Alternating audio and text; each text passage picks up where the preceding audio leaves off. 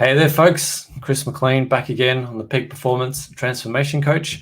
Welcome to another episode of the Peak Performance and Predictable Growth Show, the peak performance show for creative agency founders, owners, leaders, where we explore the agency journey from the unique perspective of those at the coalface of the industry.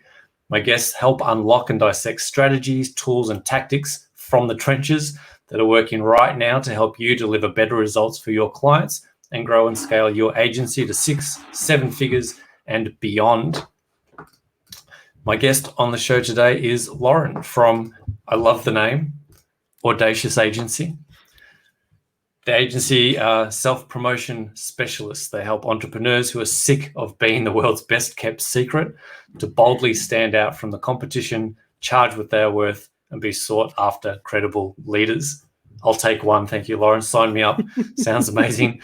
Thanks for dropping by. Welcome to the show. It's awesome to be here, Chris. And I think we were saying just in the lead up to this interview, we could probably talk about the industry for hours, but I love what you're doing, that your tips and your insight that you share is so common sense. But we were saying before, when you're in the creative industry, so often you are so deep into it that it's hard to see the wood for the trees. So I love what you do. It's fantastic. I appreciate that. Thank you. And as I say, I've been through it.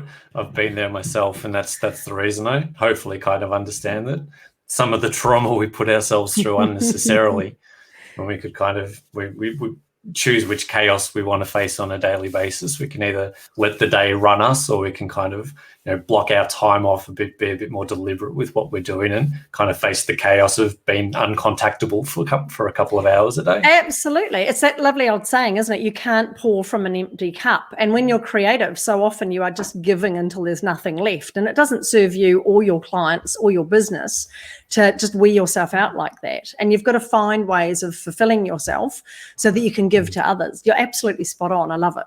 Yeah, amazing. So take me through the Audacious Agency. I love the name. Audacious, big, bold, sounds exciting. Tell me what you do, where you've come from, how have you gotten to where you are at the moment?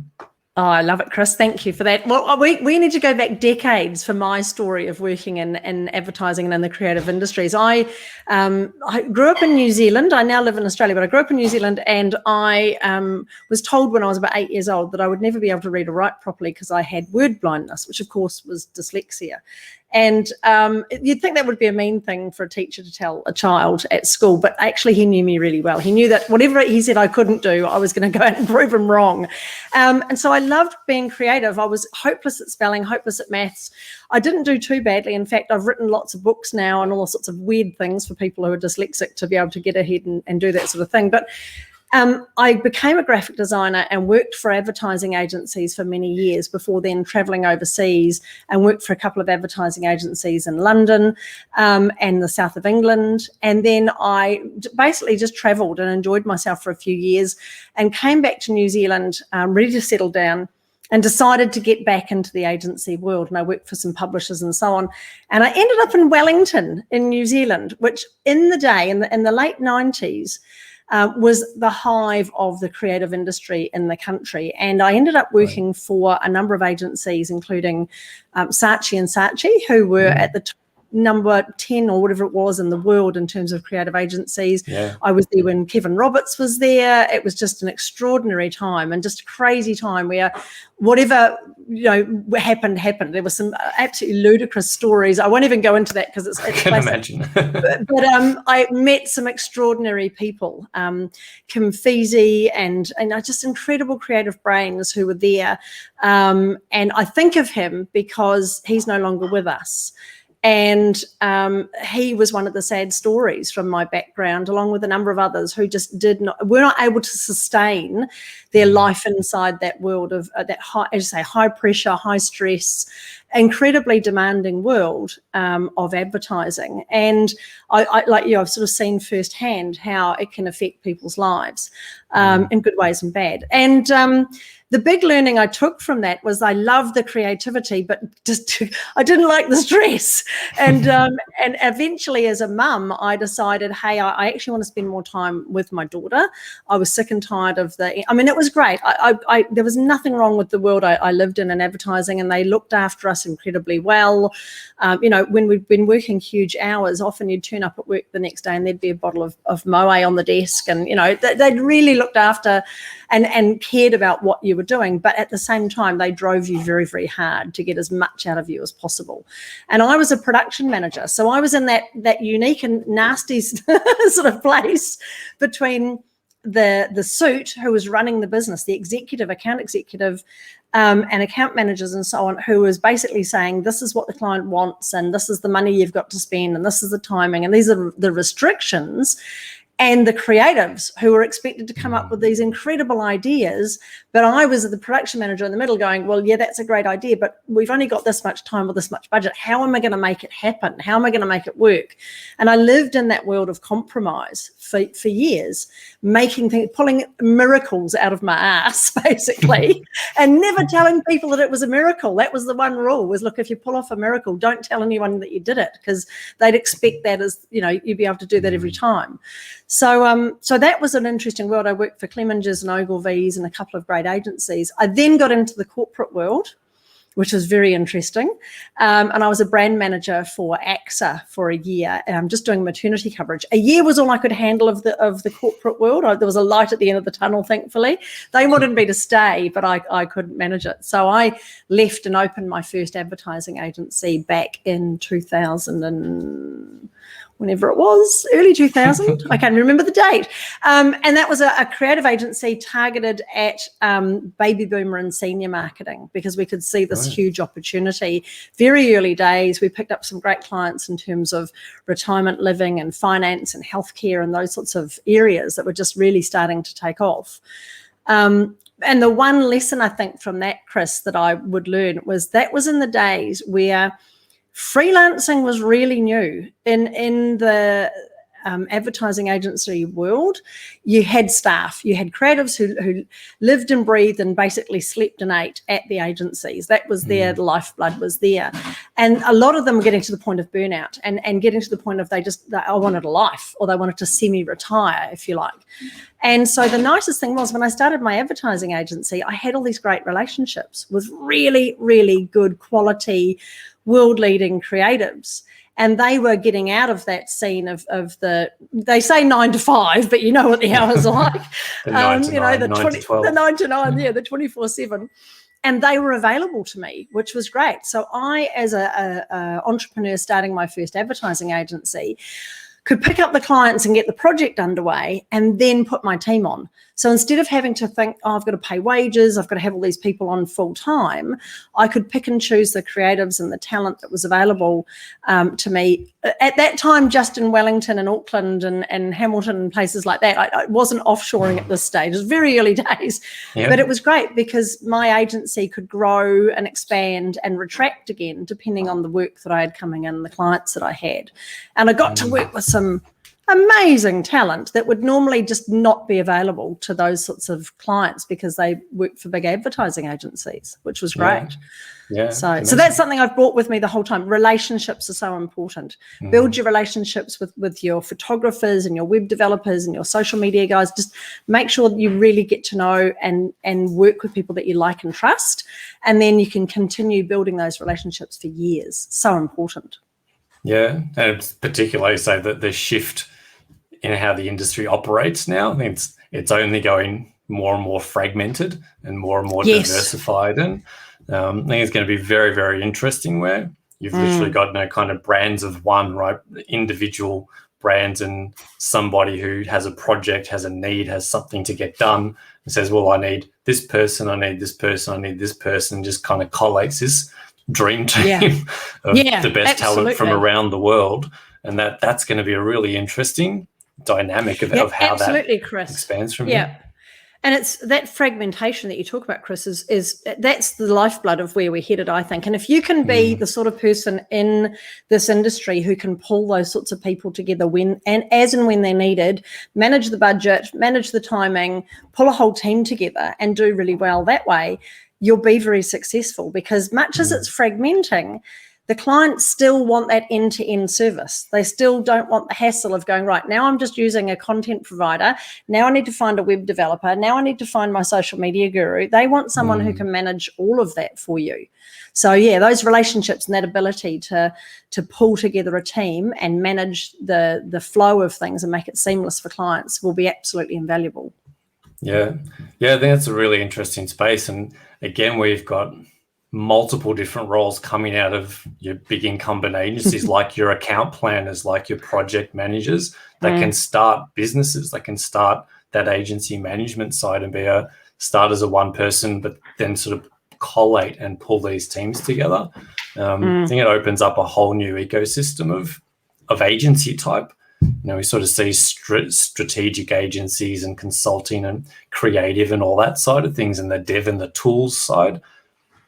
But I mean, maybe it's just me, but there hasn't seemed to be much of a program director or a project manager going out and starting an agency and understanding that they can be that conduit to the client and just have an amazing network of global talent to pull together. So yeah, I think that could be a really interesting space for people to start exploring.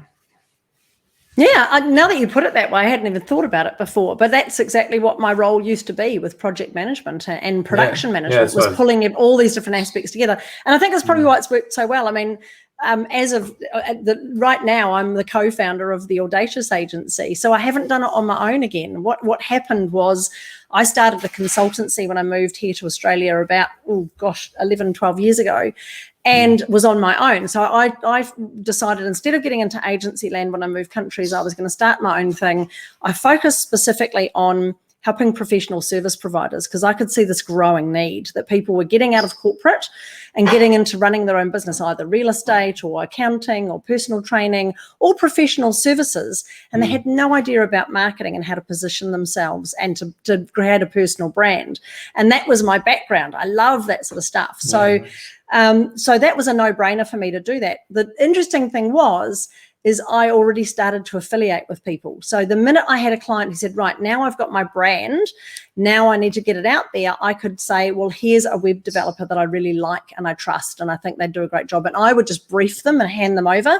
And the web developer would love it, because now, instead of getting a client who doesn't know what they're doing, they've got a client with a brand. They've got someone like me briefing and letting them know and giving a proper handover.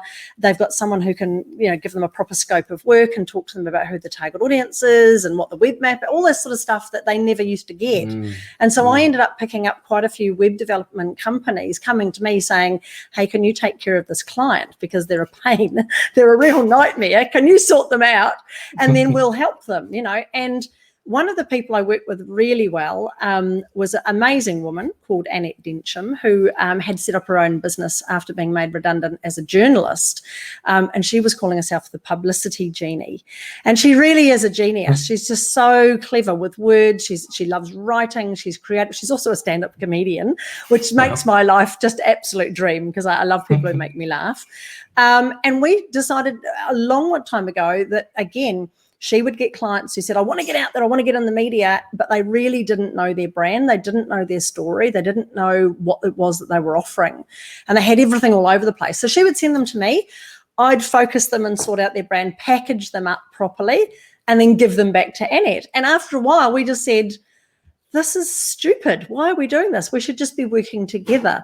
And we got into all sorts of cool things, like helping people win international awards for their businesses, do their book marketing, their online presence, makes them Googlicious, all these really cool things. And we're just having so much fun with it, because the biggest thing, Chris, is that she is the load. I think that's the number one sustainability factor, is you've got to have good affiliations, good partnerships and good relationships with those around you, because then it's not all down to you. You've got that ability to share the stress and share that workload. And as long as the both of us don't quit on the same day, we'll be fine. It'll be good.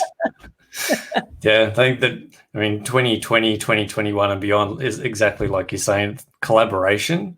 right, is key, and having those networks and not kind of going it yourself. The lone wolf, sometimes that works, and that works for certain personality types and that kind of thing, I guess. But yeah, collaboration is massive, and being able to have that, create that mastermind, right? Yes. Napoleon Hill talked about all those years ago, that the power of the mastermind. But there's so many amazing brains in the world, and particularly in the creative world, and now in the situation that we've come out of the back of COVID and job loss and redundancy, there's amazing talent ready to work, looking for opportunities. If you can be the person that can, sort of pull that hive mind together, it's I like super that idea. important too. The hive mind. That's awesome. I love it. The hive mind. Was it the same guy we were talking about with hives? But that's that whole idea of the many being able to pull together and do it really, really well. I guess the one tip I'd give for people, if they go, hey, this is a great idea, I should be looking for affiliations, I should be looking to partner a bit more, is it's got to be a natural progression. I mean, it was absolutely a no-brainer for me to team up with web developers because they had a need. They had clients that, that build me a website. Well, what do you want on it? I don't know. Well, what do you want people to do when I don't know? And it was just a nightmare for them. So to have someone sort that out for them was a no-brainer. For me to pass clients immediately onto a journalist who could do publicity and get them out there and get them seen because they now had a story, that was a no-brainer. So if you can look at what you do, whether you're a graphic designer, a copywriter, whether you do illustration, whether you do social media, whatever it is you might have as your core strengths, think about the areas that are before and after you in that chain, in that food chain. Who can you naturally progress with either side, either before they need your services or after, that it just makes it easier for the client rather than them having to go and find that person themselves. How can you pass people along that food chain? And you just never know what comes out of that. You never know what sort of partnerships you might form. And you're right, Chris, right now, especially post-COVID, being able to do it globally, reach out around the world and find. We've got an amazing woman based in South Africa, Dee, who just is amazing. And we found her on Fiverr, and we've now been working with her for a couple of years. And we're looking for another one like her at the moment, actually, because we're picking up so much work. So, yeah, you've got to build a great team around you, but you don't necessarily need to jump into that until you've got a process of what comes first. What do they need? What's the pain point? Who do they need? What sort of services and expertise? And then put that team together rather than going, oh, I need to figure this process out and get people on first, and then I'll go and find the work. Do it the other way around. Make sure you've got, your order of the food chain. Yeah, I love that idea. And I think that's, again, the opportunity that's really different sort of nowadays. I mean, I'd founded my agency in 2002, so maybe way back when digital, I mean, we were multimedia at the time, as I always say, digital kind of wasn't quite a thing yet. But that ability now to pull, say, look at your ecosystem, pre and post you, and bring that together. I think particularly for people that they're amazing coders, or they're amazing illustrators, or amazing photoshoppers, but they're not particularly great at the client management, or they're not great at the other agency stuff, to be able to lean on those types of services and bring someone like yourself in. Say, look, give me that program management, give me that client management part that I'm not so great at. I just want to do illustration. I just want to do code. I just want to build apps. That's what I'm good at. To be able to actually build that ecosystem out now is kind of unprecedented, right? That opportunity. Yeah, absolutely. And the difficulty is, especially if you are a smaller operator, is you don't want to say no to clients. And you sort of go, yes, we can do that. And then later on you go, why am I spending so much of my time doing things that I'm actually not good at and I don't like doing it? I just want to be over here doing the thing that I love.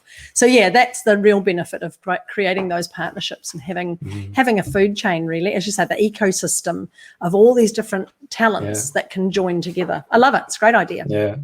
Yeah, and something, again, simple ideas that a lot of people just don't apply because we get too busy is, the 80-20 Pareto principle, basic stuff. What are the 2 to 3 tasks or activities that if you did them every single day in your business, you would grow, scale, create the wealth, create the lifestyle, create the freedom, create everything that you wanted?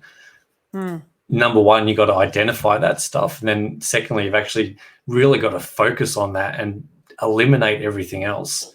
So if eliminating everything else means I can delegate some of that stuff to somebody else and know that it's being picked up, know that it's being done for my business, that opens up that opportunity for me to get super, super focused on the stuff that's important for me to do, that I like doing, that I actually enjoy, and that's going to drop me more readily into flow states and peak performance, and I'm going to feel better, I'm going to perform better, I'm going to be more effective because I know all that stuff's getting done and I don't have to worry about, oh shit, now I've got to go, I've loved coding for the last hour, but now I've got to go do the bookkeeping, or now I've got to go do something that I'm not great at. I'm going to talk to a client or ring them or do a review or a report. Yeah, absolutely. All that stuff that's tedious. And it's interesting. I love what you're saying, because in reality, this is what the creative industry, it is like, what do I call it? I call it ironicide. It's ironic that we do this to ourselves, yeah? When you're creative, the thing you're the worst at, which is really ironic, is promoting yourself and getting creative with what you do, and self-promotion around what you do, and packaging together why a client should choose you for doing that thing really, really well. We tend to just be yes, whatever, and we run from pillar to post, and we're trying to help every Mary in the dairy. And we don't like to let people down. So that's, we do tend to be in this industry where we just want to impress people with our skills and don't want to let them down. And then it's a vicious circle. The tip I would give, I guess, if you are a creative person and you're running your own business or you're in an agency with people and they're in that point of, we don't know what to say no to, and we just want to say yes to everything because we just don't know where, the next dollar's coming from. We need to make sure we've got money coming into the agency and so on. Think about positioning yourself in the marketplace. And it's a weird thing to be telling creatives this, because this is what you probably are telling your clients all the time, but you never do it for yourself, right? Ironicide. Think about it as the 3 R's. And this is a personal branding basics, basically. The 3 R's of personal branding: reputation, recognition, and respect. So what do you want to have a reputation for in the marketplace? What do you want to be the best at? If I was going to say to you, right, the International Stevie Business Awards are open right now, which they are, interestingly, and there's a bunch of categories in there that you can enter as a creative for campaigns and marketing and all sorts of amazing things. Best podcast is in there, best book. There's all the stuff you could enter to win an international award. What category would you go for? Would it be innovation, or would it be design, or would it be, what do you really want to be known for in the marketplace?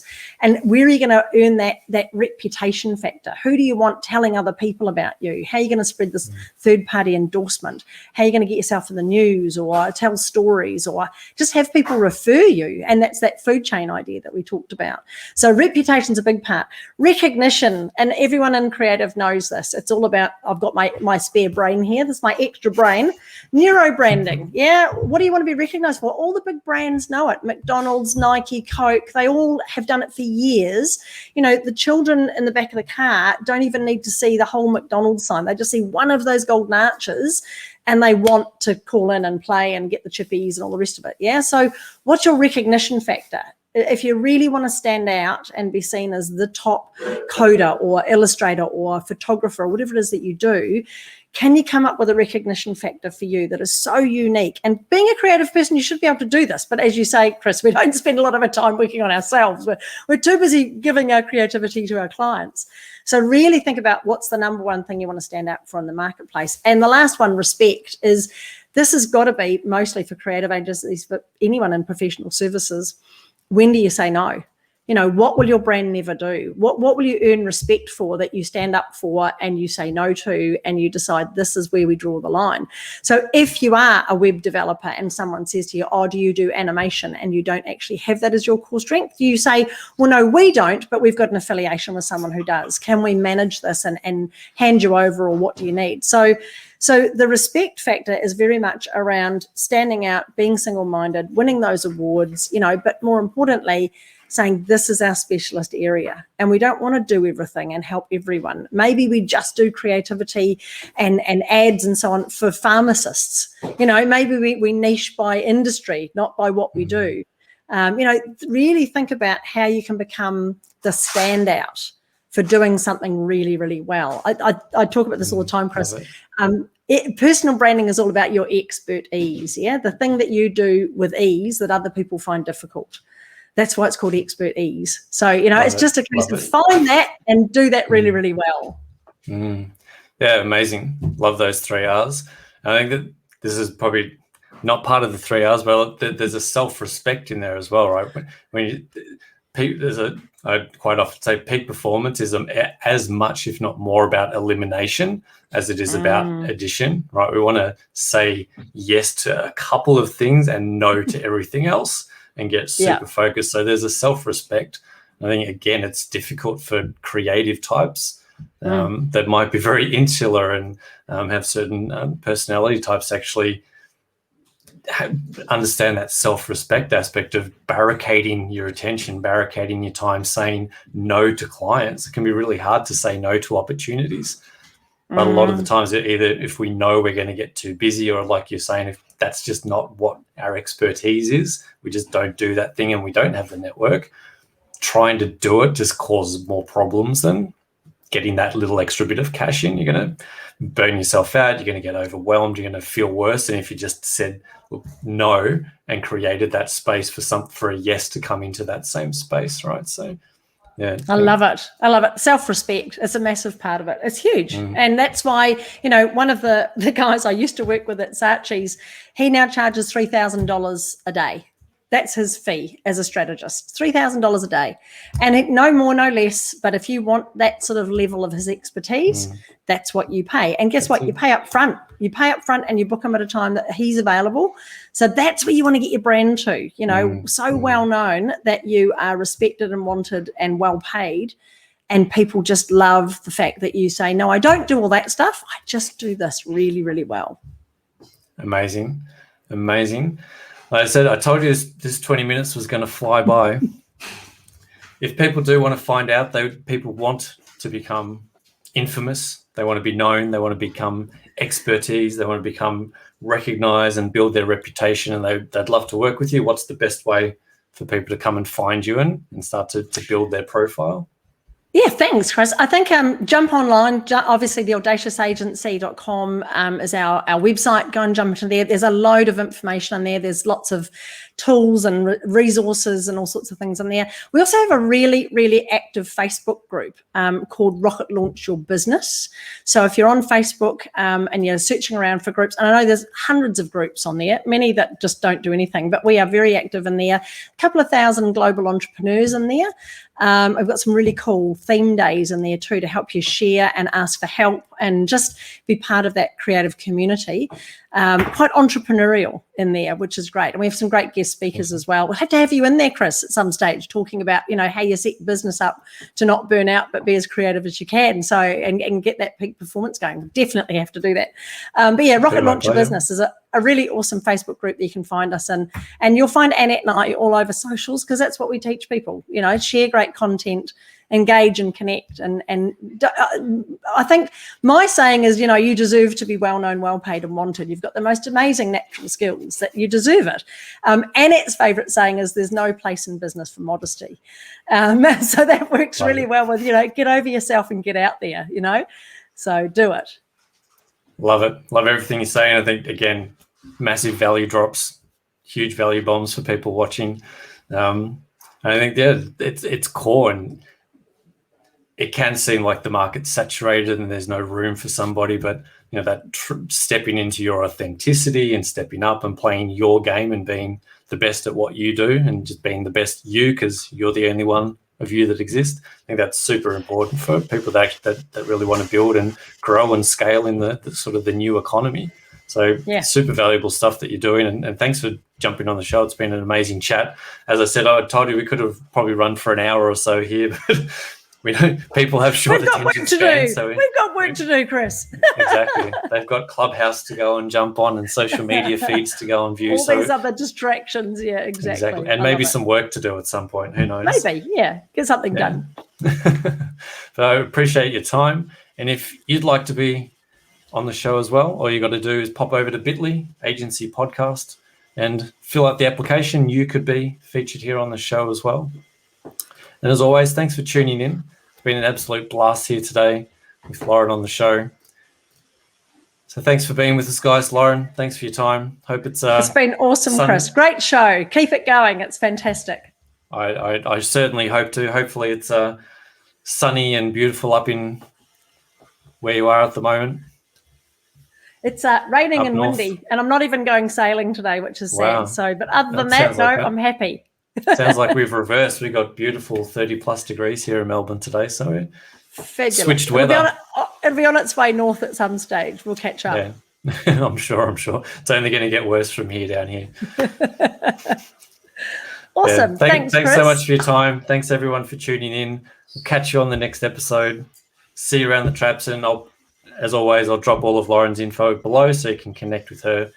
Go find everything you need to do to make yourself more audacious, build your profile, grow your business. See you on the next one. Thanks for tuning in.